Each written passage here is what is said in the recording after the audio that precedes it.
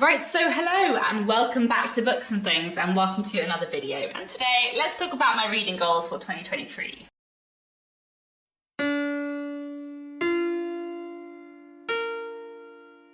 As usual, I have many goals for the next year in terms of my reading and other related things.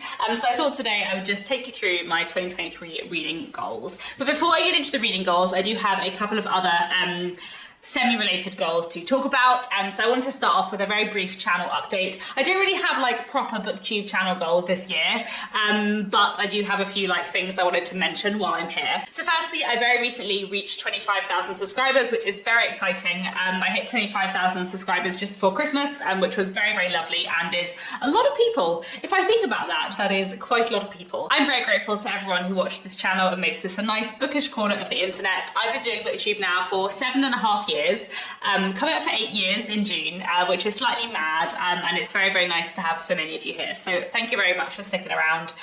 It really does mean a lot. Like I said, I don't have too many goals this year. I think my channel is going to probably stay pretty similar this year. There probably are going to be more writing videos, especially in the first kind of like third of the year.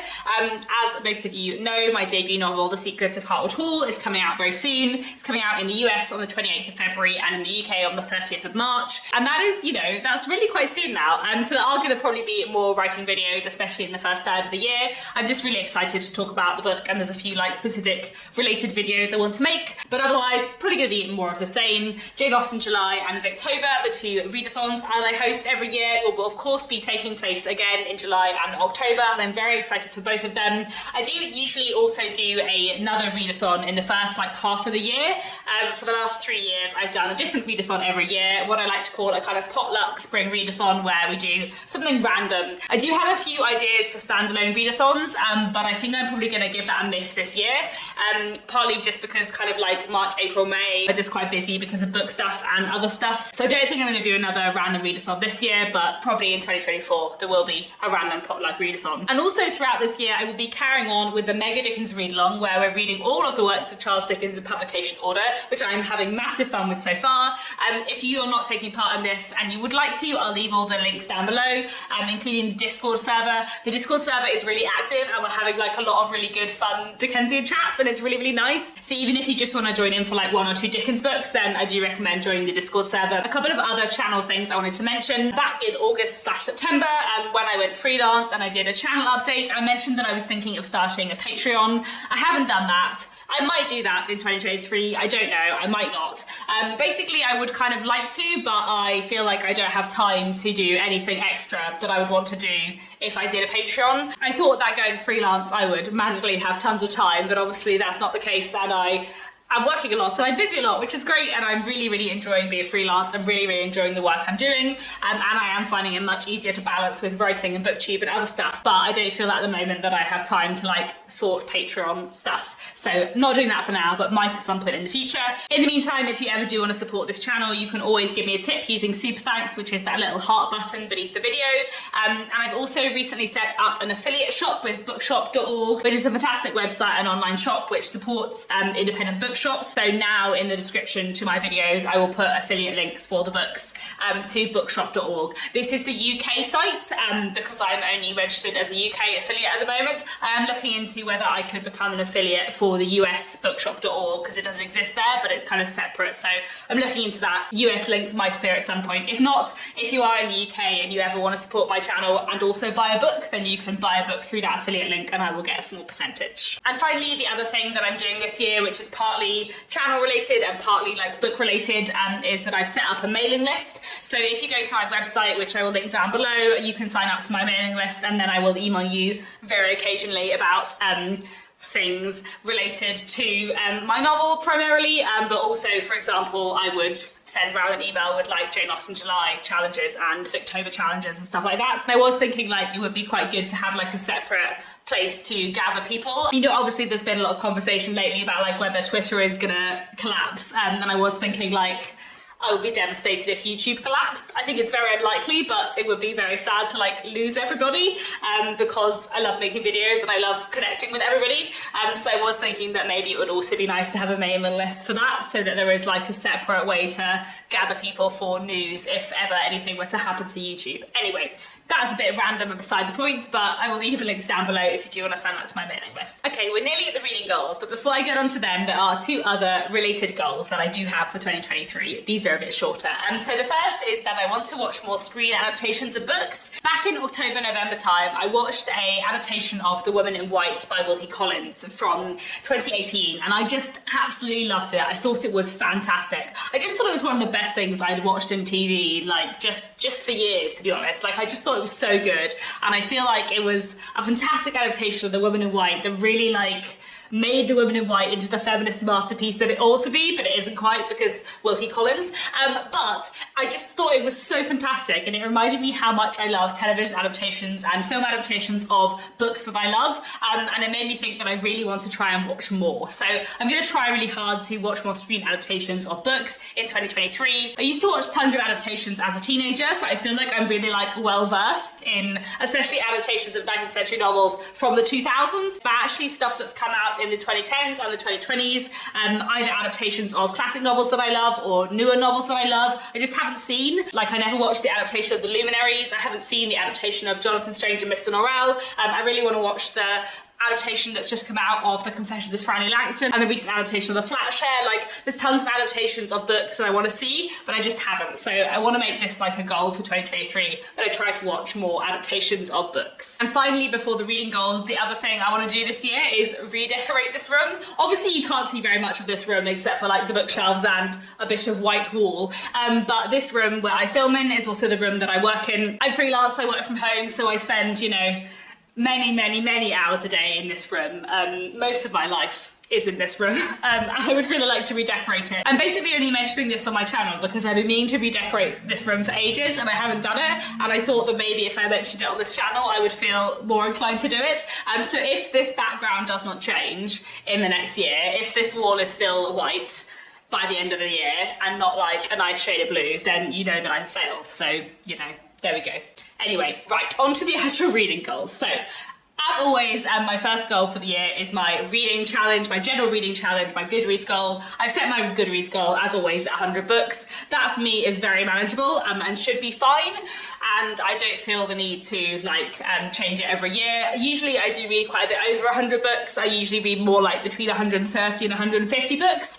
But I'm pretty happy sticking my Goodreads goal at 100. I do expect that I will read more than 100 books in 2023, but I think I probably won't read as many more than 100 as I did last year. Last year I read 139 books in 2022. I think it is possible that I will read quite a bit less in 2023 just because it's a big year and busy in terms of like my book coming out and stuff like that, but also as I said, I went freelance a few months ago and I'm now a freelance copy editor and proofreader and line and structural editor, but like if I'm doing a kind of big picture structural edit, then I find it really easy to read around that. Like if I spent 7 hours in a day doing a structural edit, I can read for 2 hours at the end of the day, that's fine. But if I spend the whole day proofreading, I find it quite hard to sit down and read for a long period of time at the end of the day because I'm just still in proofreading mode. So I'm finding that since I've gone freelance, my reading has like changed quite a bit, and I'm more likely now to have like a week where I barely read, and then a week where I read lots, and then a week where I barely read, just like depending on my work patterns. So I think that probably does mean on balance that I'm reading less. I'm not sure, we'll see, but I think it is plausible that I will read less in 2023, and if so, that's fine. It might be that my reading shifts more towards audiobook in 2023, that's also fine. I'm just gonna see how it goes and see how it works around work. Like, it is definitely doable for me to turn off my proofreading brain. I can do it like the next day after I've been proofreading, but I just can't do it like after a whole day of proofreading. I'm still just like rearranging all the commas on the page. Anyway. Another goal I have for 2023, I have this goal every year, is to focus on getting my physical TBR down and making sure that it doesn't grow. I'd like to get my physical TBR down to 20 books. It is at 42 books currently, and that is not counting some books that I have got for Christmas and are still at my parents' house and I haven't brought home yet. So I think it's probably actually more like kind of 46, 47, maybe 50. So I need to get it down quite a lot, and that's fine. Obviously, I read a lot of books a year, but I also acquire lots of books every year, and I also listen to a lot on audiobook, get books out of the library and stuff, so I'm not just reading stuff from my physical shelves. But I would really like to try and get my TBR down to 20 and keep it more manageable. I've currently got like 2 shelves of TBR books across the room from me, and I would quite like to get it down to 1 because that would make my desk more manageable. Like the shelves are like on my desk, so I would quite like to get my TBR down to 20 books. I think that would make me feel like I'm actually going to get to them all really soon, rather than like I'll get to them all in the not so distant future. I don't know. The other thing I do every year is have a TBR jar in which I put all the titles of all the books that are on my TBR, but I don't refresh it every time I get a new book. So the idea is that I'm reading books that have been there for longer. So I haven't yet refreshed my TBR jar for 2023. I need to do that. I might do that later today. So I need to put all the books that are on my physical TBR, all their titles in here, and then see how many of them I can read in the course of 2023. Usually what I do is like pick out 2 books or 2 or 3 books every month and then try and read them. But I also often like go through my TBR jar and see what I've read and take out things that I've already read. So I do kind of use it as a prompt, but I also use it as like a goal, I suppose, as much as a prompt, if that makes sense. So once I put in all the names of all the books that I have owned since before Christmas, and there will be 39 books in this jar, which I'm pretty happy with. That's fine, and I'm going to try and get that down to 10 by the end of the year, which I think should be doable, maybe even below 10, but we will see. Another continuing goal from 2022 is my long-term Victorian literature TBR.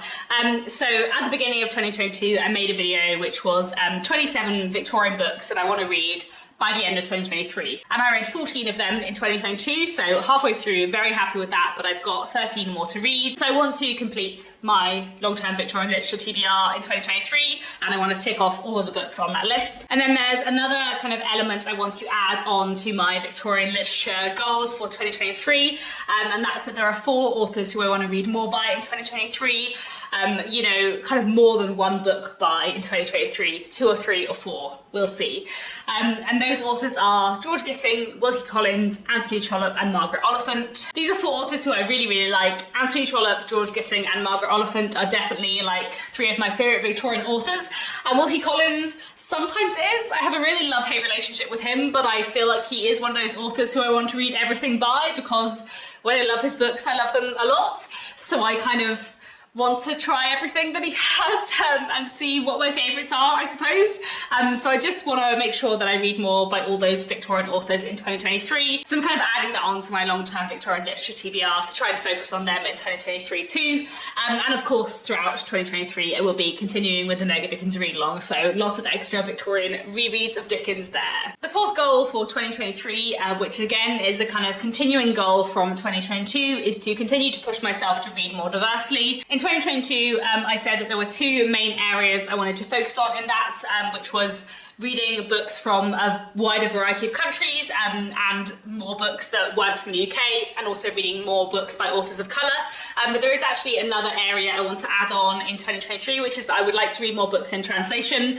I do read some books in translation, but I don't read tons in translation, and I would like to read more. I feel like books in translation are just slightly less prominent and like come into my line of sight less often, so I feel like if I want to read more in translation, I do need to make a greater effort to seek it out. So I want to continue with this goal in general in 2023, but I do want to make sure that in terms of trying to read from more countries, I'm also like reading more in translation, not just from more countries that are English speaking. So in 2022, 9% of the books I read were in translation. I would quite like that to be higher, more like kind of 15%. And also in 2022, I read books from 21 different countries, and I would like that to be a bit higher in 2023, maybe 25 countries. I feel like I could manage that, and I feel like that would be cool. But moving on to the next element of my reading goals, which is of course a mad spreadsheet, because I do love a mad spreadsheet. This mad spreadsheet should be easier to fit on a screen, so we're going to put it up digitally instead, and I will talk you through it. Previous to 2022, I had always done this like monthly and had like a monthly checklist of like, here are 10 kind of books I'd like to read every month.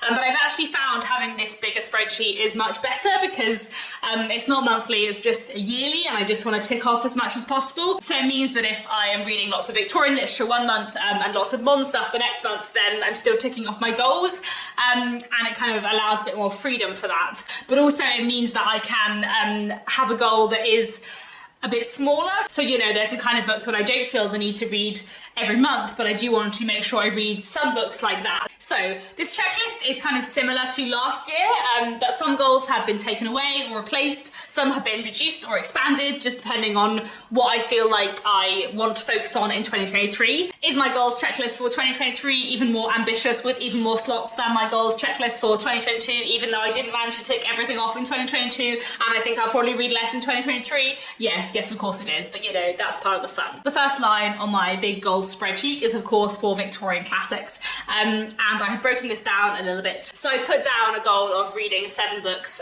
that are Dickens rereads, because I'm hosting the Mega Dickens Readalong this year. There are 7 books by Dickens that we'll be reading in 2023, so I thought I would include them on this checklist so I could tick them off as I read them. Then I want to read 5 other Victorian rereads, because I do really love rereading Victorian books I've read in the past. I also want to try and read 5 books by Anthony Trollope again in 2023, and then to bring the total number of Victorian classics I want to read in 2023 up to 36. There are 19 slots for other random Victorian books. So I have said that I want to read more Victorian literature in 2023 than in 2022, partly because I would like to, but also partly because 7 of those are rereads for the Mega Dickens Readalong, which are going to happen in 2023 regardless, and I don't want that to like take away from my other Victorian reading, I suppose. The next line is my British non-Victorian classics goal. So I want to read 10 books, 10 British classics from between 1900 and 1950. So then I want to read 8 British classics that come from before 1837. I feel like several of these will be taken up by Jane Austen, but it'll be good to branch out a little bit more too.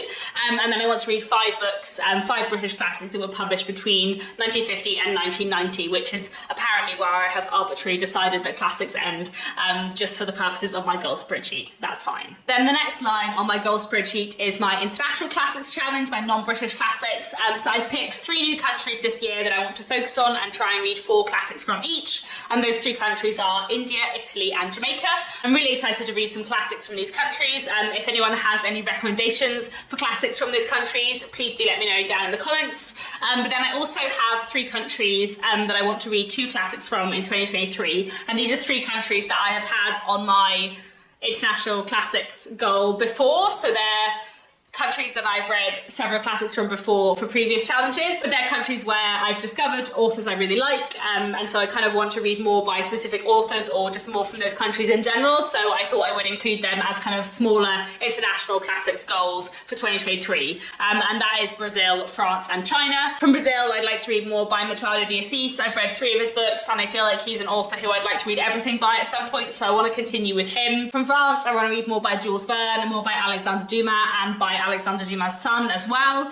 From China, I would like to read volume 2 and volume 3 of Story of a Stone. I read volume 1 of this Chinese classic epic novel in December and really enjoyed it, and I've got volume 2 and 3 on my shelf, so I want to read them in 2023, and then maybe in 2024 I'll read volume 4 and 5 and finally finish it. And then finally, in my international classics goal, I've got 7 boxes for books from other countries that aren't those countries I've just mentioned, which is more than last year, because as I said, I do want to push myself to read more books from outside the UK and from other countries this year, and to kind of make that more of a priority in 2023. Moving on to the modern books part of my goal spreadsheet, I've said that I want to read 24 works of historical fiction in 2023, which I'm sure is very doable for me. I love historical fiction a lot. And then there are a few different genres I have put targets for. I said that I want to read 7 books that are rom-coms or commercial women's fiction. I want to read 7 books that are sci-fi and fantasy. And then I've put 10 boxes for kind of other contemporary books. So that could be literary fiction, that could be crime and thrillers, that could be YA in middle grade, that could be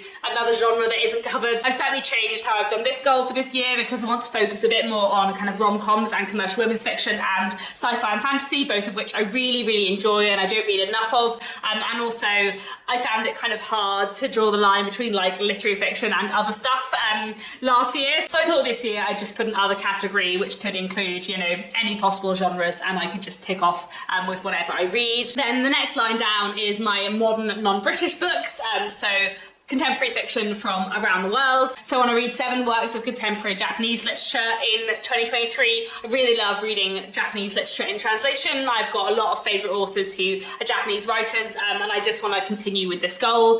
Then I've also put that I want to read 7 books from US authors. To be honest, this is less that I like have a goal of reading 7 books from the US. I'm sure I will read slightly more than that, but it's more to like separate out the US from the other stuff, because I do feel like if I'm reading books that aren't from the UK, the next most common country I'm likely to read from is the US, so I don't want like all of the boxes on my reading books from outside the UK checklist to be taken up by the US. So that's kind of why this is separated out. And then I've said that I want to read 15 books from anywhere else in the world. So hopefully I'll fill this up with lots of books from lots of different countries. As I said, this is a bit more of a priority for me this year. So I really want to make sure I tick off as many of those boxes as possible. Then the next line down is a new line for my goal spreadsheet, and that is 2023 releases. And I said that I want to read 20 2023 releases in the course of 2023. So I want to read 20 books that come out over the course of the year. This is partly because I really do like reading new releases, but also sometimes I feel bad about reading a book that's just come out when I have so many books on my shelf. So I felt like it would be good to like make it into a goal that really encourages me to read new stuff as soon as it's out. But also because my debut novel is coming out in 2023, I am actually like much more aware than I usually am of what debut novels are coming out in 2023. I'm in like a big Twitter group with lots of other debut authors coming out in 2023, and I'm really excited about all of their books, and I want to like support other authors who are coming out in the same year as me. So I thought it'd be really nice to like try and make it a focus goal in 2023 to read lots of 2023 new releases. So that is why that goal is on my spreadsheet, and yeah, hopefully I will read 20 very, very new books this year, which would be fun. Moving down to my two general goals at the bottom of the spreadsheet. These are goals which can be covered off by sort of like either classic or contemporary books. So I have my not a novel prompt. So I want to read 5 plays in 2023. I also want to read 10 short story collections. I had such a great year with short stories in 2022. I read so many amazing short story collections. So I want to continue that on and try and read lots of short stories in 2023. I also want to read 8 poetry collections. Again, I read some really great poetry in 2022, and that's something I want to carry on to until 2023. Also, my husband Nick reads quite a lot of poetry. He reads more poetry than I do. So I get a lot of really good poetry recommendations from him, but I end up like not always prioritizing them. So I felt like maybe it'd be good to increase my poetry goal a bit for 2022, and maybe I'll get through some of his recommendations faster. And then I also would like to try and read 10 non-fiction books in 2023 as well, because I do actually really enjoy reading non-fiction. I just don't reach for it as automatically as I do for novels. Then finally, at the bottom of my goal spreadsheet, I have my TBR Jar challenge, and I've said that I want to read 24 books that are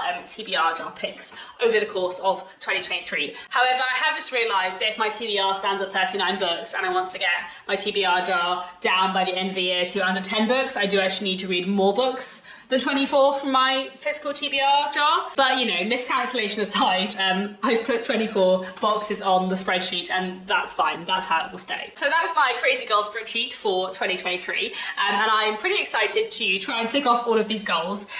In total, I think I have something like 238 slots, which is a lot. And usually I read sort of between 125 and 150 books a year.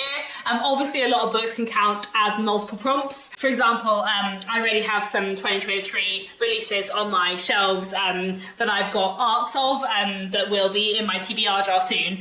So if I read a 2023 release that is a work of historical fiction and is a TBR Jar pick, then I've ticked off 3 goals, and so I might be able to theoretically tick off every goal by only reading like 120 books. To be honest, it's more of like something to aim for and like areas to make sure I'm reading from than necessarily like a set expectation that I'm actually going to tick everything off. But I did just find this kind of spreadsheet really useful and fun in 2022, so I thought I would just go with it for 2023 and we'll see how it goes. So this, I think, has been quite a long and rambly video, but thank you for sticking around. Do please let me know, what are your reading goals for 2023? Do you have any? What are you planning on reading? Do you have any projects? And that's all for now. Thanks so much for watching, and I'll be back very soon with another bookish video.